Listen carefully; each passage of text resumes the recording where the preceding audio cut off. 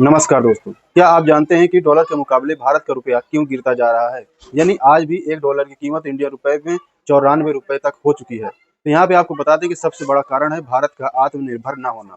यानी भारत अपनी ज़रूरत का सबसे ज़्यादा सामान विदेशों से मंगाता है, यानी विदेशों पर निर्भर है, जिसमें से 80% जो है कि ऊर्जा आयात करता है भारत, इसमें से तेल और गैस। यहाँ पे आपको बता दें कि जो तेल और गैस इसका जो व्यापार होता है वो डॉलर में होता है। जब डॉलर में किसी चीज़ का व्यापार होगा तो डॉलर को चाहिए, पैसे देने के लिए हमें पेमेंट डॉलर चाहिए। तो अगर हम डॉलर लेंगे तब डॉलर की वैल्यू बढ़ती है, यानी डिमांड बढ़ती है, डॉलर बढ़ता है और रुपया घटती है। यानी भारत आयात जो है कि ज़्यादा करता है, निर्यात बहुत कम करता है।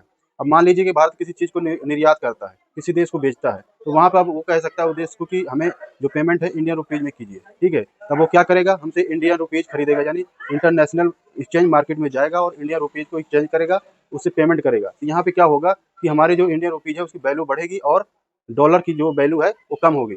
लेकिन अगर हम वही चीज़ अगर हम किसी से खरीदते हैं, तो हमसे कहेगा कि पेमेंट करने के लिए, तो हम क्या करेंगे, हम उसको इंडियन रुपीज़ में पेमेंट नहीं कर पाएँगे, बल्कि हमें डॉलर में करना पड़ेगा।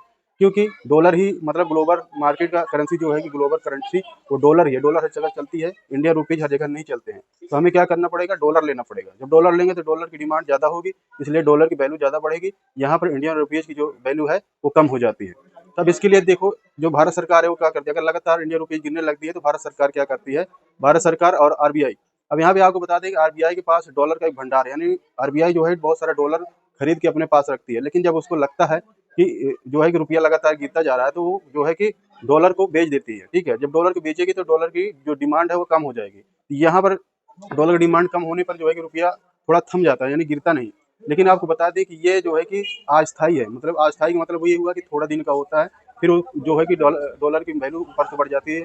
तो यहाँ पे आपको बता दें कि इसके लिए अगर इसका अस्थायी चाहिए परमानेंट इलाज, तो यहाँ पे भारत को आत्मनिर्भर होना पड़ेगा। जब हम आत्मनिर्भर होंगे तो बाहर सामान बेचेंगे तो हम वहाँ पे उनको कह सकते हैं कि आप इंडियन रुपीज़ में हमें पेमेंट कीजिए। अन्यथा ऐसे जो है कि रुपया गिरता रहेगा, और अगर रुपया गिरता है तो अर्थव्यवस्था के ऊपर बहुत ज़्यादा प्रभाव पड़ता है और महंगाई देश में बढ़ती है। तो वीडियो में इतना ही।